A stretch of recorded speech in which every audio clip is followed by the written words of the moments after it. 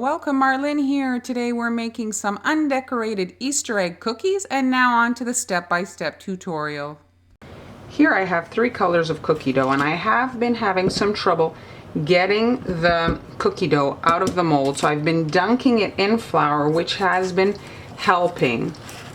The thing about coating in flour, sometimes when they bake they're left with a bit of residue, so depends what you want to do. Sometimes just putting it in the fridge to firm up will help as well. And I'm just making up my bows like that, and you can crank them out pretty quickly once you get your groove going, and it's up to you how many colors you want to do. I'm going to keep it to 3 like so. And now I didn't dunk this time. Let's see. You see, it's giving me some problems there. There we go. All right, so that's done. We're going to put those in the freezer. For the next step, I've got my colored dough and the thinnest guides, and I'm rolling out my dough, which I'm going to be freezing. So let me just move the yellow. I'm doing this for every color. Here I've rolled all my colors with the thinnest rolling guides, and I'm going to pop these in the freezer for later. Here I have my frozen cookie dough. It's frozen, and I've got a bench scraper, and I'm just using that to cut some stripes out of my dough. And you can kind of make them in different thicknesses and angle. They don't have to be perfect.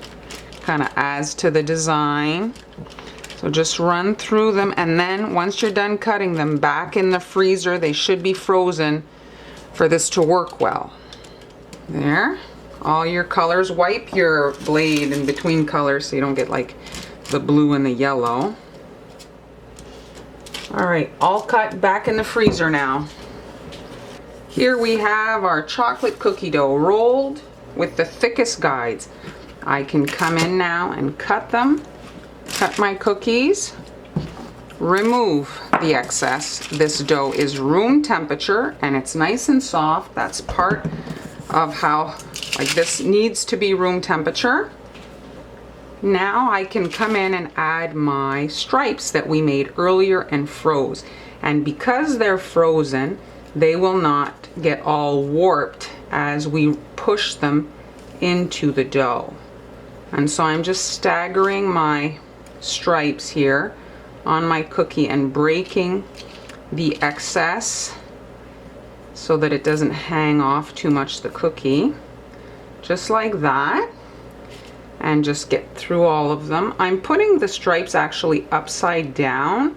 The fit is like a bit just better. It's a little bit rounded from being cut, pressed at the top. There.